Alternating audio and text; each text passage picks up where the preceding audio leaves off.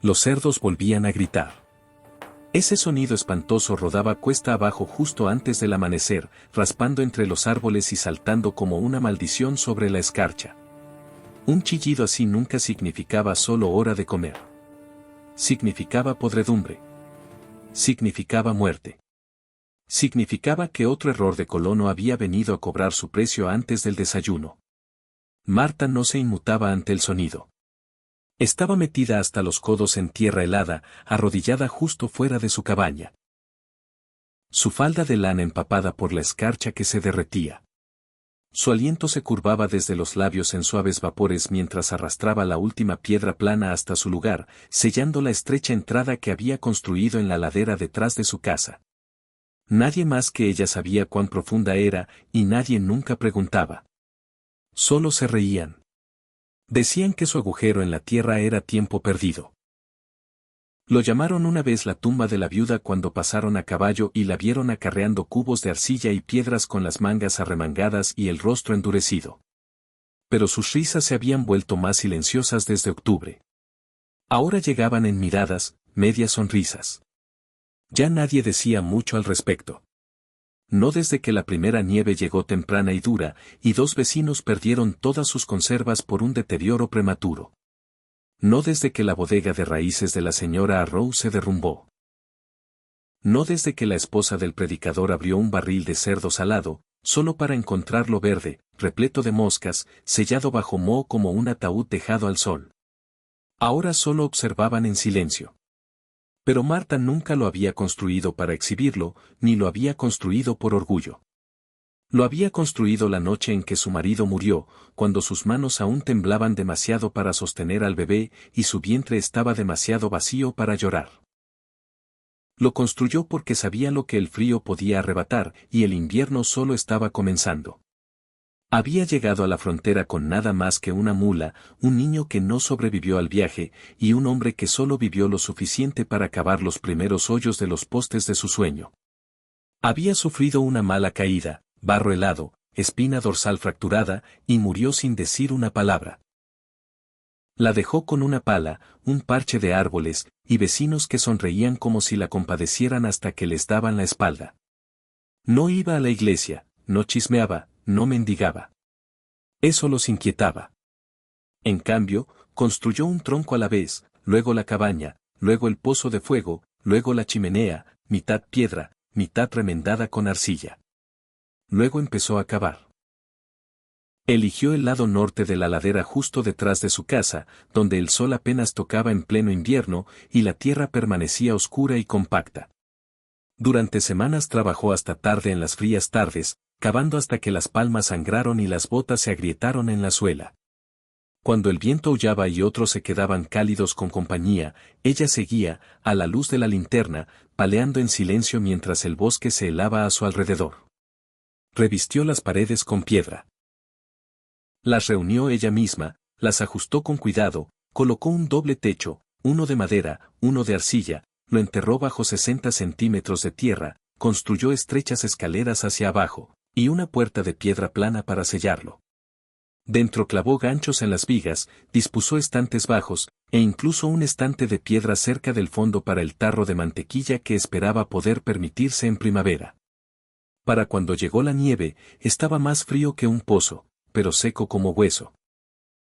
Lo abasteció con lo poco que tenía. Cerdo salado, nabos, patatas, y un pequeño tarro de arcilla con miel que había recibido como trueque de un comerciante de paso. No era nada lujoso, pero era suyo, y se conservaría.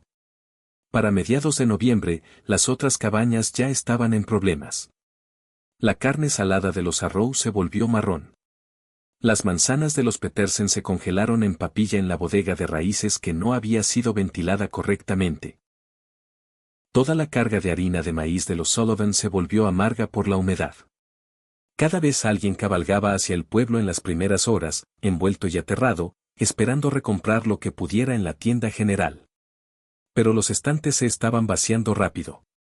Con la diligencia atascada en el paso y sin carga fresca en 2 semanas, no quedaba mucho más que huevos en vinagre y arrepentimientos.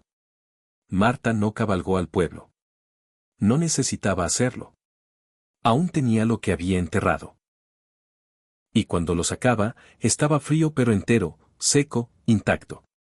Comía comidas tranquilas y lentas junto al fuego, nabos hervidos, finas tiras de carne salada, y pan fresco horneado con lo último de su harina. Y cuando el viento gritaba entre los árboles, se recostaba y escuchaba el chillido del cerdo de nuevo. Más abajo en la colina, sabiendo perfectamente que no durarían otra semana. La primera vez que alguien le pidió ayuda, no fue con palabras. Fue la esposa del predicador golpeando con los nudillos rígidos y pálidos. Ojos un poco demasiado abiertos y mejillas hundidas por una preocupación silenciosa. No suplicó, no lloró, solo dijo que habían calculado mal la helada y el barril no se había conservado. Ofreció un edredón de retazos y un pequeño crucifijo tallado por su hijo. Marta no parpadeó. Asintió una vez, desapareció en la ladera detrás de su casa y emergió con una losa de cerdo aún envuelta en su tela seca. La mujer la miró como si fuera oro. «Puedes volver en 2 días», dijo Marta, y cerró la puerta. Después de eso, dejaron de reírse por completo. Pasó una semana, luego 2, la nieve cayó pesada, luego se asentó, luego noches tan frías que el aire se agrietaba al respirarlo demasiado fuerte. Las cabañas crujían, las chimeneas se congelaban, y la tienda general cerró sus puertas después de que alguien robara la última caja de café y un saco de avena. Marta encendía su linterna y la llevaba hasta la tierra fría, donde su despensa permanecía seca, sus provisiones firmes, y ni un solo ratón se había atrevido a cavar a través. Había aprendido, después de todo, pisos de piedra, no paredes de arcilla, ventilación, pero ajuste hermético, nunca demasiado profundo, nunca demasiado superficial, justo lo suficientemente profundo para retener la helada como un secreto. Y en la oscuridad, susurraba sus propias oraciones, no a Dios, sino a la mujer que solía ser, la que no sabía lo que la muerte podía arrebatar. Le agradecía por haber cavado, porque ahora cada golpe en la puerta llegaba más suave, más desesperado, y su comida aún estaba a salvo. Los golpes llegaron, más a menudo después de eso, suaves al principio, educados, un toque silencioso justo antes del atardecer, como si tal vez no quisieran que otros los vieran. Pero a medida que diciembre hundía sus dientes en el valle, los sonidos se volvieron más fuertes, más urgentes. Para la segunda semana, Marta dejó de preguntar quién era. Las caras rotaban como sombras en un dial. La esposa del predicador de nuevo. Luego el joven Thomas Hall, apenas 17 y gris por el frío. Luego el chico Norris, sosteniendo una taza de hojalata sin explicación. Incluso el señor Jacobson vino una tarde, sombrero en mano, y el orgullo tragado tan profundo en su garganta que parecía que casi lo mataba a hablar. «Mi esposa tose sangre», dijo. «Una comida caliente podría». No terminó la frase. Marta asintió.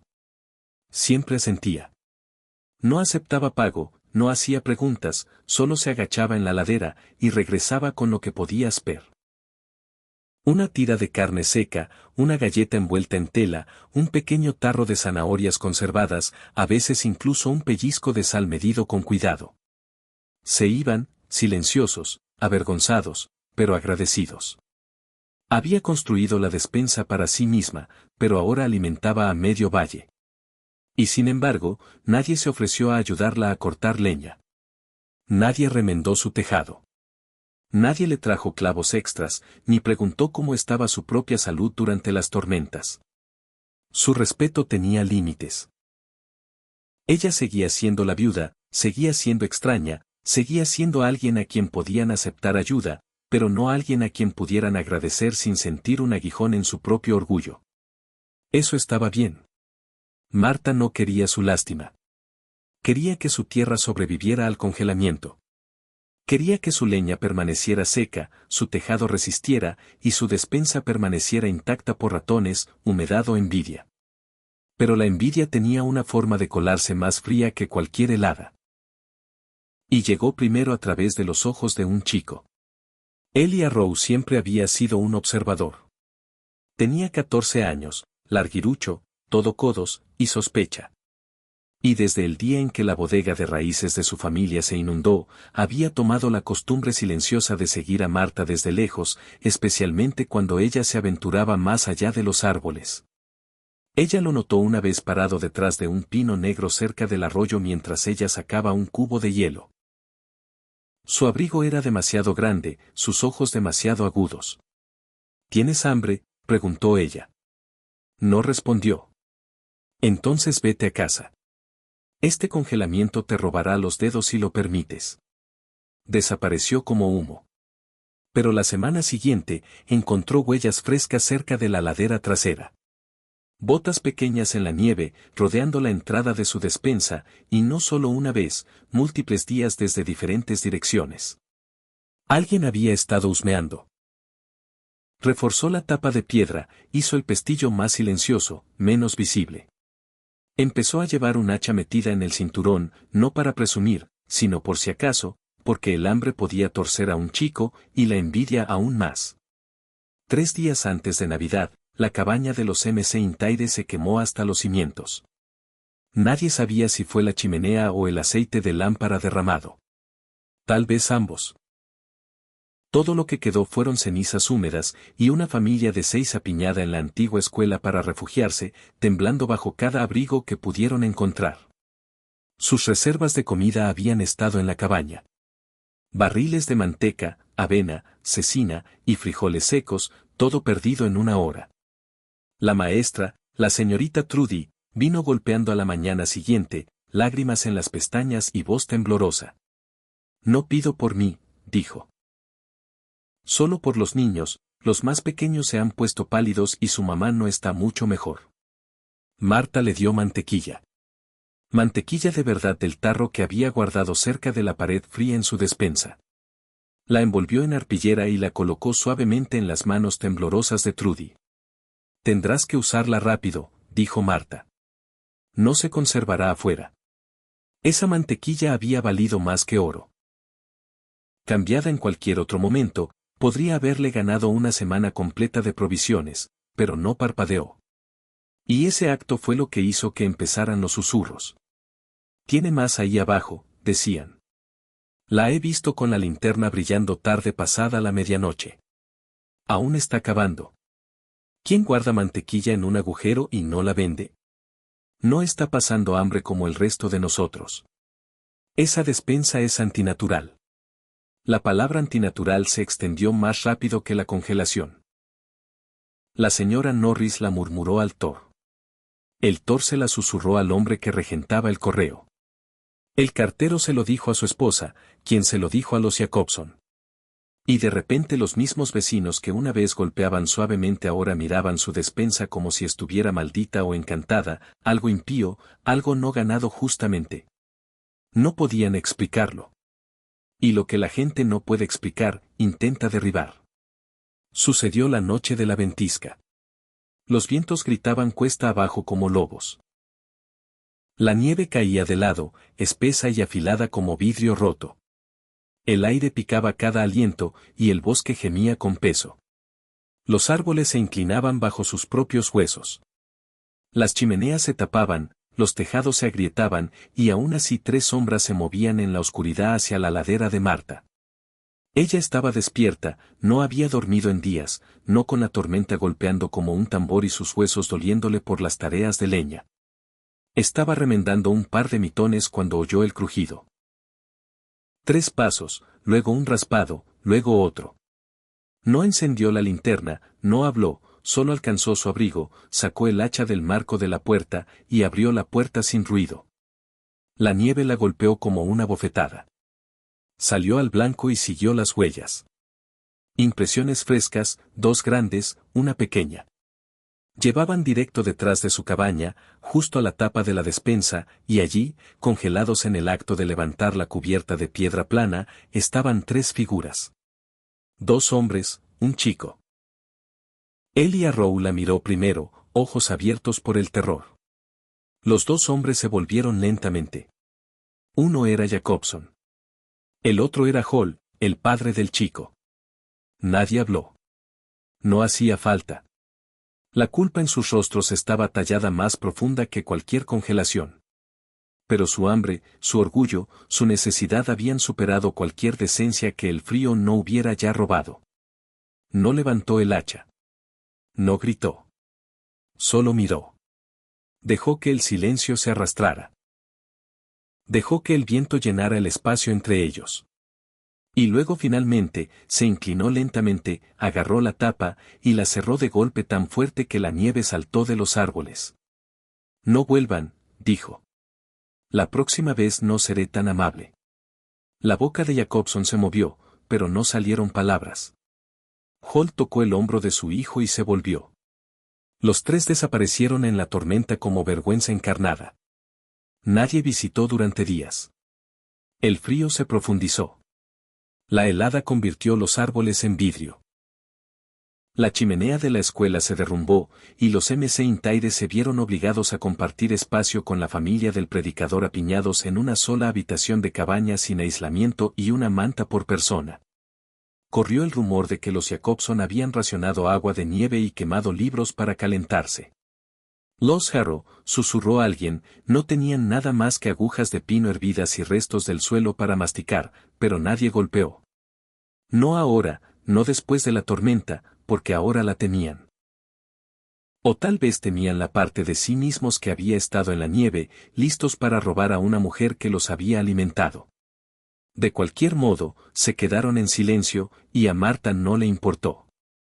Se racionó a sí misma, nunca tomando más de lo necesario, cocinando solo lo que el fuego aguantaría. Y cada día, caminaba a la entrada de la despensa, revisando huellas, revisando la piedra, quitando nieve. Su despensa permanecía seca, su comida entera. Y mientras cada otra cabaña luchaba contra moho, podredumbre, derrumbe o hambre, la suya resistía firme, anclada por la tierra fría, y las elecciones que había hecho cuando nadie había creído en ella. Pero el invierno no había terminado.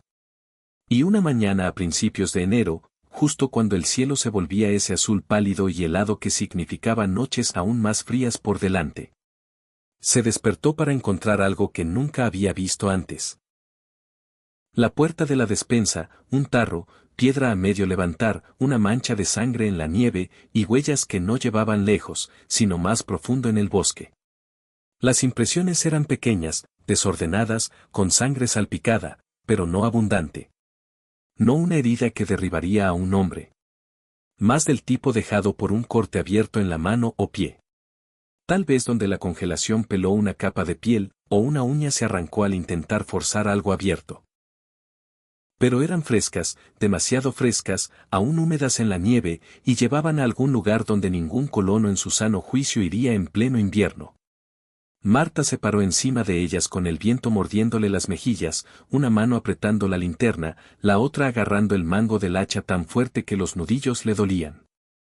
Alguien había irrumpido en su despensa, no robado aún, pero la puerta había sido abierta, y alguien había huido.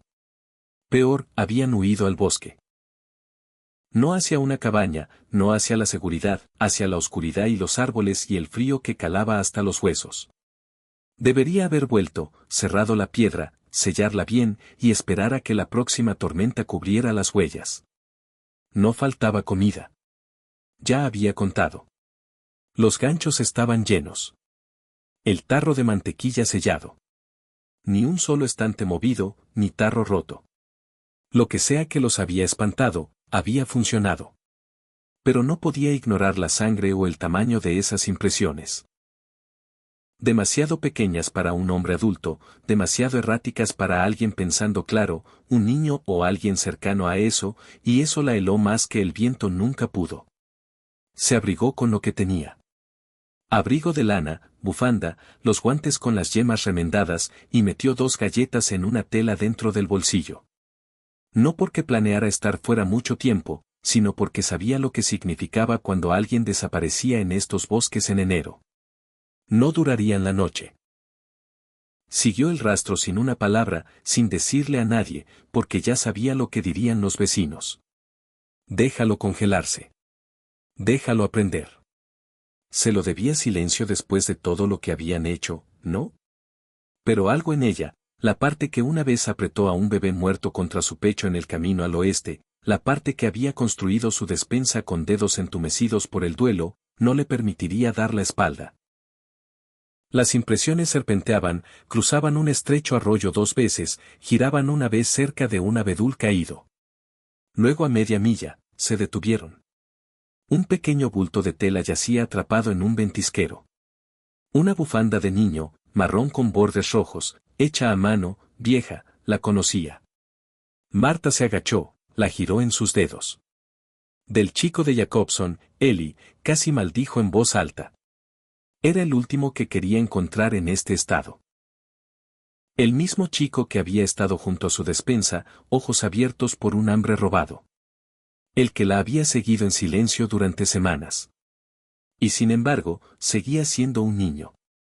Y algo en los giros desordenados en la nieve le decía que ya no solo estaba robando comida. Estaba huyendo de alguien o hacia algo. Aceleró el paso. Las impresiones ahora más juntas como si hubiera empezado a cojear. La sangre había parado. Una buena señal o una terrible. Difícil decirlo. El viento se agudizó. Los árboles se aclararon. Luego lo vio. Un pequeño refugio a medio derrumbar, más como ramas y palos arrojados en forma de cobijo que algo construido con cuidado. A primera vista parecía vacío. Pero había humo. Una delgada línea ondulante subiendo de debajo de un montículo de nieve cerca de la base del refugio. Un tocón ahuecado humeaba como una chimenea. Podía oír movimiento dentro. Respiración suave e irregular. Se agachó, hacha lista, llamó bajo. Eli, silencio, luego una tos, débil, infantil. Señora Marta. Sonaba sorprendido, avergonzado. Estoy aquí, dijo ella. No estás en problemas. Las ramas crujieron. Emergió lentamente, envuelto en una manta delgada, mejillas agrietadas, labios partidos. Una mano estaba envuelta en tela ya rígida por la sangre. La otra sostenía una taza de hojalata. No tomé nada, dijo, voz quebrada. Ni siquiera comí. Solo quería verlo para saber si era real. Y luego vi a P vigilando, así que corrí. Pensé que su voz se apagó. El corazón de Marta no se ablandó. Aún no. Pero se agachó a su lado. Está sangrando, dijo. Asintió. Intenté escalar la piedra por atrás. Resbalé. Me corté una uña o algo. No estaba pensando. Extendió la mano, tomó la mano con cuidado. Era un corte superficial, ya medio congelado, doloroso pero sobrevivible. Perderás los dedos si te quedas aquí afuera. No puedo volver. ¿Por qué no? La miró entonces, ojos brillantes. No por frío, por vergüenza. Dijeron que era mi culpa. Que yo conté a la gente sobre tu lugar. Que hice que otros se pusieran celosos. P me pegó. Dijo que mejor lo arreglara. Que debería haber tomado algo. Probado que era real. Mostrado antes de que vinieran. Dijo que debería haber irrumpido antes de que se sellara de nuevo. Marta inhaló una vez lentamente. Te enviaron a robarme. Sacudió la cabeza. Dijeron que arreglara lo que empecé. No se suponía que me atraparan. Solo entrar y salir. Se puso de pie, caminó una vez. ¿Viniste aquí pensando que exactamente? Eli miró abajo. Pensé que correría un día o dos. Dejarlo enfriar. Tal vez encontrar un sendero de tramperos. Abrirme camino a algún lado. No planeé que el frío empeorara tanto. No va a mejorar. Lo sé. Una pausa. El viento silbaba entre los árboles. Luego preguntó, ¿le dijiste a alguien que te ibas? No. Esa fue la primera buena noticia que había oído esa mañana. Lo llevó de vuelta. No porque lo mereciera, sino porque sabía lo que significaba estar solo en el frío, con un cuerpo demasiado pequeño para resistir y manos demasiado crudas para sostener un arma. Le dio una galleta de su bolsillo del abrigo mientras caminaban. Le dijo que no hablara. No lo hizo. Cuando llegaron a la cabaña, lo hizo entrar, le quitó el abrigo exterior y le frotó las manos hasta que la circulación volvió. No lloró, ni una vez, solo se estremeció y apretó los dientes cuando la sangre empezó a moverse de nuevo. «Dormirás en el desván», dijo. «Y comerás lo que te dé. Nada de deambular, nada de preguntas. Si tanto como miras la despensa sin mi permiso, te echo y que los lobos terminen lo que Tupe empezó». Asintió con ojos muy abiertos. Le creyó, pero aún así lo vigiló, durmió con las botas puestas, hacha junto a la cama. Durante 3 noches, el chico apenas se movió. Luego en la cuarta mañana, hubo un golpe. 3 golpes secos. Demasiado confiados para un vecino pidiendo comida, demasiado casuales para alguien buscando ayuda. Marta abrió la puerta lentamente. Jacobson estaba allí, sombrero en mano, pistola en el cinturón, sonrisa tallada en el rostro como una herida. Jacobson no parecía frío. Eso fue lo primero que Marta notó. Sus mejillas no estaban rojas por el viento. No había escarcha en su cuello, y la nieve en sus hombros no había tenido tiempo de asentarse. No había venido de lejos, lo que significaba que ya sabía dónde ir, lo que significaba que había estado vigilando. «Oí que tal vez te habías quedado con mi chico», dijo, voz fácil como miel espesa en el tarro. No dijo nada. Miró por encima de su hombro hacia la oscura cabaña detrás donde Eli, si tenía algo de sentido, aún estaba escondido en el desván, fuera de vista. «La esposa está preocupada enferma», continuó Jacobson. «Pensamos que se había alejado demasiado en la tormenta. Imaginamos tal vez un oso o uno de esos pumas». Dejó que las palabras flotaran. Imaginen nuestra sorpresa cuando alguien dijo que lo vieron dirigirse hacia aquí. Ella lo miró a los ojos. «Lo golpeaste por decir la verdad». Sonrió más apretado. «Discipliné a un chico por inventar cuentos de hadas sobre agujeros mágicos en la tierra mientras la gente se moría de hambre. Le dijiste que irrumpiera en mi despensa». Sacudió la cabeza lentamente. «Le dijimos que viera si era real». «Eso es diferente». «No», dijo ella, «no lo es». Otra pausa. La sonrisa de Jacobson nunca cambió, pero sus dedos se movieron una vez en el borde del sombrero. Sus botas se movieron en su lugar. Un espectáculo de paciencia, no de nervios. Conocía a hombres como este. Construían su fuerza de los fracasos de otros. Veían la disculpa como debilidad. Veían a mujeres solas como oportunidad. «¿Lo tienes ahí dentro?», preguntó, inclinándose solo un poco a un lado. «Está descansando. Sabes, tengo todo el derecho de llevar a mi hijo a casa». «No», dijo de nuevo. «Tenías ese derecho antes de enviarlo a congelarse por tu orgullo». La mandíbula de Jacobson se movió una vez. Luego retrocedió de la puerta y dirigió su mirada hacia la ladera. «Es impresionante lo que construiste. Muy astuto, esa despensa tuya. Tiene a todo el valle hablando. La gente dice que es la única razón por la que alguien sigue vivo aquí abajo». Marta no respondió. La voz de Jacobson bajó un poco más. «Muchas bocas que alimentar, y tú tienes más comida de la que sabes qué hacer. Nunca he cerrado una boca a la comida si venía pidiendo con honestidad», río. «Haces que suene noble, pero es orgullo igual. Das cuando te conviene. Necesitamos más que sobras de tu mesa, viuda. Necesitamos compartirlo apropiadamente». «¿Quieres decir tomarlo?». «Quiero decir, deja de fingir que una mujer con una pala y unas piedras llega a sobrevivir mientras otros no». Su rostro cambió entonces. No feo, no violento, solo se asentó, calmado. «Tengo 4 familias listas para respaldarme. Nos das la mitad de las reservas. Olvidaremos todo este asunto con el chico. Él vuelve a casa. Tú mantienes tu cabaña. Mantienes la mitad de tu comida. Eso es justo». Se recostó contra el marco de la puerta. «Vuelves con esos hombres», dijo. «Volverás caminando solo». Jacobson entrecerró los ojos. «¿Eso es una amenaza?». «No», dijo. «Es una advertencia. Luego cerró la puerta en su cara.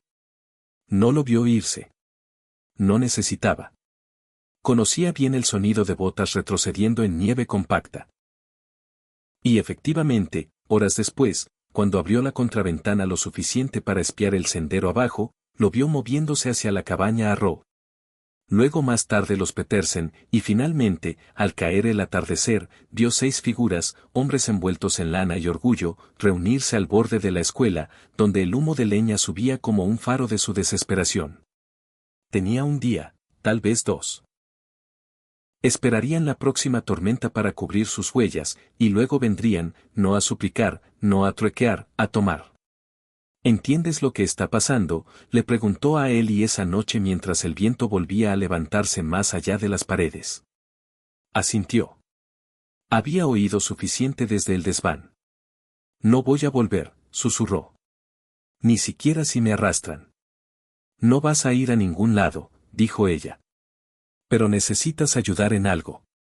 Sacó una caja de debajo del hogar.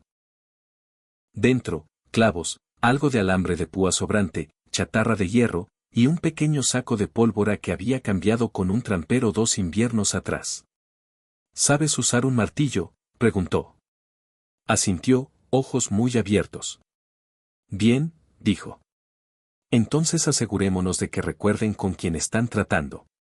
Trabajaron hasta que los dedos se les agrietaron. Primero, ella reforzó la tapa de piedra de la despensa con un segundo pestillo, uno que cerraba desde dentro. Luego movió la mitad de los bienes secos al sótano frío debajo del estante de la despensa, un espacio apenas de 60 centímetros de alto que solo ella conocía, enterrado bajo una falsa capa de tablones y grava. El resto lo empacó en sacos de lona y lo guardó en el espacio bajo la cabaña. Nada quedó visible en los estantes. Luego selló la despensa como si no hubiera estado allí. Déjalos pensar que está vacía, le dijo al chico. La desesperación ciega a los hombres. Pero si la abren y no encuentran nada, nos compra tiempo. ¿Tiempo para qué? Para decidir que están dispuestos a quemar por una mentira. No estaba lista para matarlos. Aún no. Pero estaba lista para hacerlos sangrar.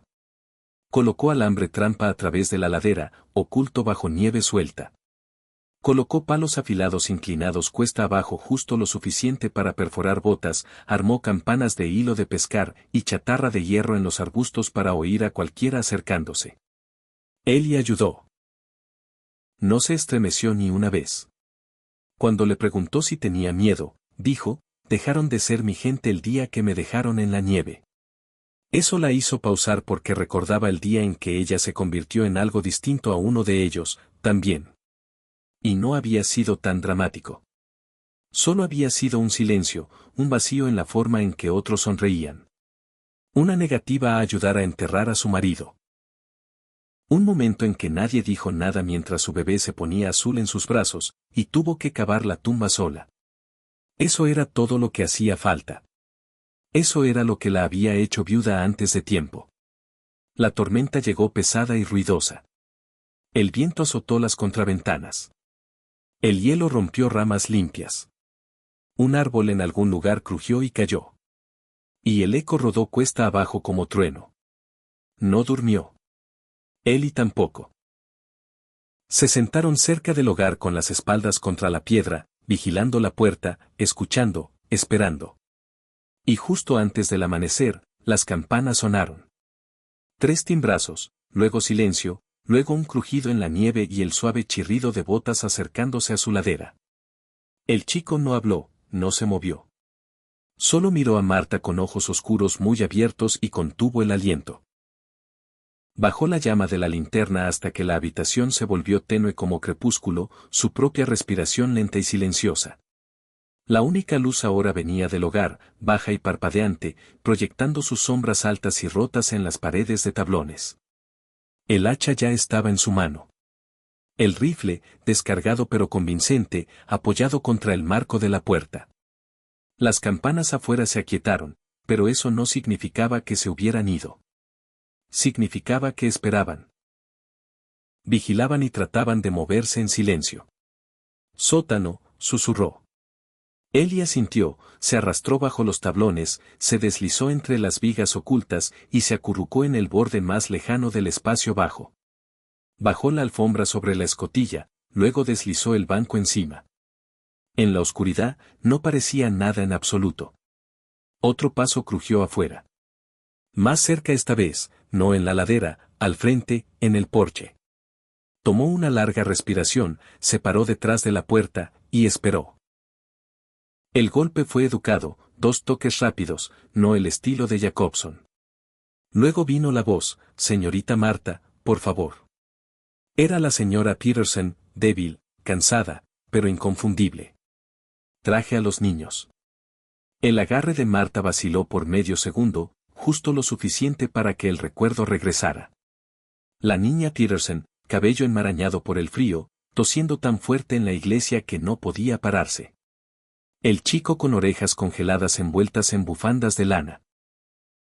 Abrió la puerta, una rendija justo lo suficiente para ver, y allí estaban. La señora Peterson en un chal empapado, sus pequeños apretados contra su falda.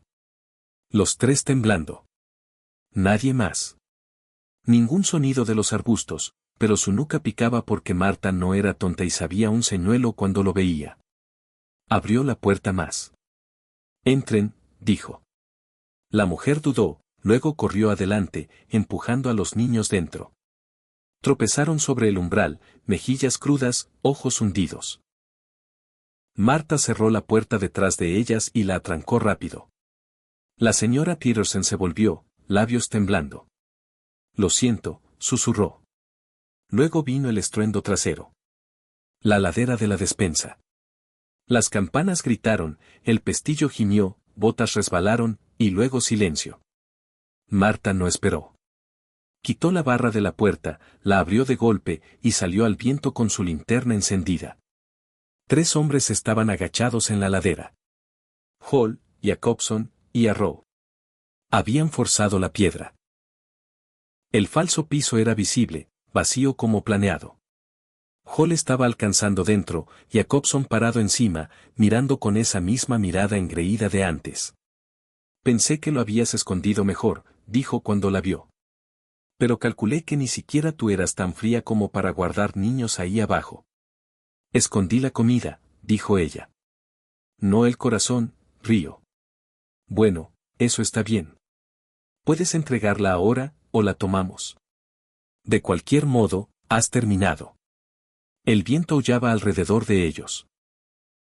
Luego el rostro de Jacobson cambió. Miró hacia abajo a la trampa demasiado tarde. El tablón chasqueó. El alambre se tensó, y una pequeña olla de arcilla se volcó desde el lado de la ladera, derramando ceniza, sal y pólvora negra en el chute de entrada. No explotó, pero no necesitaba. Ardía. Una ráfaga de fuego y humo negro brotó hacia arriba, prendiendo el borde del abrigo de Jacobson y encendiendo su manga. Aulló, retrocedió tambaleante, brazos agitándose, y Hall se lanzó a un lado con un grito. Marta levantó el rifle, no para disparar, sino para parecer que lo haría. Déjenlos ahora. Jacobson rodó en la nieve, golpeando las llamas. Hall ya estaba corriendo. Arrow dudó, la miró a los ojos, pecho agitado, boca abierta como si quisiera suplicar perdón. No parpadeó, y él se volvió y siguió a los otros hacia los árboles. Las llamas ardieron rápido, solo una carga de susto para cegar y dispersar, pero había funcionado. La ladera estaba a salvo, y también lo que yacía debajo. Se volvió hacia la cabaña. La señora Peterson estaba en la puerta, pálida, lágrimas en las mejillas. No lo sabía, dijo. Dijeron que si solo podía hacer que abrieras la puerta, ellos lo sé, dijo Marta. Está hecho. Adentro, los niños ya se habían acurrucado cerca del hogar, sus pequeños cuerpos atraídos al calor sin necesitar palabras. Cerró la puerta detrás de ellas. Durante la semana siguiente, nadie se acercó a su tierra. Ningún golpe, ningún susurro, ningún rastro de humo de chimeneas vecinas. La nieve cubrió las huellas, enterró la vergüenza. Cuidó a los niños en silencio, lavó sus heridas, los alimentó de sus reservas, contó historias en la oscuridad mientras el viento intentaba y fallaba en presionar su frío en las paredes de piedra. Y Ellie ya no dormía en el espacio bajo. Se sentaba junto al hogar, afilando palos en astillas, ayudando sin que se lo pidieran. A veces vigilaba la puerta, otras veces la ladera. Era diferente ahora. Más duro tal vez, pero no cruel. No vas a volver, le dijo una noche. No discutió. Para febrero, los Arrow se habían ido. Jacobson también, dejaron sus cabañas atrás como tumbas. Corrió la voz entre los pocos viajeros restantes que se habían ido al sur hacia valles más cálidos, dejando su vergüenza pudriéndose con la comida estropeada que habían acaparado, y las deudas que habían ganado. Otros vinieron a Marta lentamente. La señorita Trudy, un viejo con un ojo y un carro lleno de herramientas rotas, una joven madre con gemelos y sin más leche. Ya no era un chico del todo. Y había dejado de preguntar si lo iba a enviar lejos. Eso era suficiente. Entonces ve a buscar las palas, dijo ella. Se convirtió en un patrón. Para el verano, habían llegado más. 3 familias más, un puñado de hombres solteros, 2 viudas, un trampero con dedos congelados que ya no podía sostener un rifle, pero aún podía apilar piedra como albañil. No formaron un pueblo, no oficialmente. No había carteles, no nombre propio. Pero lentamente algo creció. Un grupo de cabañas espaciadas amplias. Aún no iglesia, aún no escuela, pero un pozo de fuego comunal donde la gente traía guiso o pescado salado. Niños corrían senderos donde antes había lobos. Y en el centro de todo estaba la despensa de Marta, no escondida ya, no un secreto, pero no abandonada tampoco. No la usaban para almacenamiento ahora. Había cumplido su tiempo. Estaba sellada para los meses cálidos, mantenida limpia y fresca y silenciosa. Unos pocos tarros de arcilla con sal y manteca permanecían atrás por si acaso, pero mayormente yacía como un santuario, como un recordatorio. Venían a ella por las nuevas. Cada familia quería la suya propia, y ella les enseñaba. A todos, no por dinero, ni siquiera por trueque, solo con esa misma voz llana que había usado cuando Ellie había preguntado todos esos inviernos atrás, cavala donde el sol no toque. Revístela con piedra, no solo troncos, 2 agujeros de ventilación, no uno.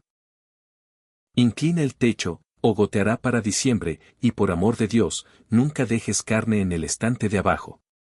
Escuchaban, porque ella lo había vivido. A finales de junio, se encontró parada con Ellie en la cresta sobre el valle. Habían subido a revisar la línea de árboles por signos de osos, pero pausaron cuando el viento se levantó, y ambos terminaron solo mirando. Las cabañas abajo parecían más pequeñas desde allí, más suaves, como cajas de cerillas presionadas en la tierra, y sin embargo cada una tenía humo subiendo. Cada una tenía un parche inclinado detrás ahora. No toda despensa era perfecta. Pero todos existían. Eso significaba algo. ¿Crees que aguantará?, preguntó Ellie. Todo esto, no lo miró, solo miró hacia las colinas. Si la tierra aguanta, dijo, entonces nosotros también. Estuvo callado un momento. ¿Entonces qué si viene otra tormenta? Vendrá, dijo. Eso no era pesimismo. Era hecho. Las tormentas siempre vienen. El truco era estar listo cuando lo hicieran. Más tarde ese verano, celebraron la primera cena de despensa. No la llamaron así al principio, solo una comida compartida. Pero el nombre pegó porque cada plato traído venía de algo conservado, seco, curado, en vinagre, o ahumado. Aún no cosecha fresca, pero vida preservada. Ese era el punto. Marta se sentó junto al fuego y miró mientras niños llevaban tarros. Hombres discutían sobre cuyos frijoles se habían estropeado menos, y una mujer con 2 dedos faltantes tocaba una armónica bajo las estrellas. Alguien le pasó un plato. No preguntó qué había dentro. No le importaba. Sabía a supervivencia. A finales de otoño, antes de que llegara la primera nieve, Ellie terminó la segunda despensa. Era más profunda. Espacio para bienes de 2 familias. La había construido con ayuda de un chico llamado Jonah y una mujer llamada Ruth, ninguno de los cuales se habría hablado la primavera pasada. Ahora reían como primos. Marta se paró en el umbral y probó la puerta. Se hallaba limpia, más hermética que la primera que ella había hecho. Eli observaba su rostro. Bueno, preguntó. Asintió. Aguantará. Y sonrió. No como chico, ni siquiera como hombre, sino como alguien que sabía lo que significaba construir algo que podía salvar una vida. La primera nieve llegó más ligera ese año, solo un polvo de advertencia. Pero las despensas estaban listas, y también la gente. Tenían tarros, ganchos, piedras, y arcilla. Tenían tarros de mantequilla y agujeros de ventilación y techos dobles. Tenían sótanos bajo la línea de helada. Y sobre todo, se tenían los unos a los otros. Nadie se burlaba ya. Ni de la vieja viuda. Ni de su despensa. Ni del chico que una vez huyó a la nieve. Porque ahora no era su despensa. Era la de ellos. Era como vivían. Y esa historia, la que había sido susurrada de paso sobre la viuda que nunca perdió su comida, ahora se contaba con orgullo alrededor de fuegos a los recién llegados como una leyenda. Excepto que esta era verdadera, y todos lo sabían. Una noche, justo antes de que el invierno profundo regresara, Marta encontró algo metido detrás de la puerta de su despensa, un trozo de lona doblado atado con cordel. Lo abrió despacio. Dentro un dibujo hecho en carbón y betún de botas, crudo pero cuidadoso. Mostraba una cabaña, una ladera, una mujer parada alta junto a un chico, ambos sosteniendo linternas contra un cielo oscuro, y detrás de ellos otros, borrosos, tenues, pero allí, todos sosteniendo cestas. Al fondo, en letra infantil, alguien había escrito, ella cavó hacia abajo para que nosotros pudiéramos subir. Marta lo dobló, lo presionó entre 2 piedras en la pared trasera de la despensa, y selló la puerta de nuevo. El invierno llegó como siempre lo hacía. Pero esta vez el valle no se preparó para la muerte. Se preparó para sobrevivirla una despensa a la vez, un fuego a la vez, un golpe a la vez. Respondido no con miedo, sino con una hogaza de pan. Porque una vez se habían reído, pero ahora cavaban. Y en esa tierra no solo almacenaban comida.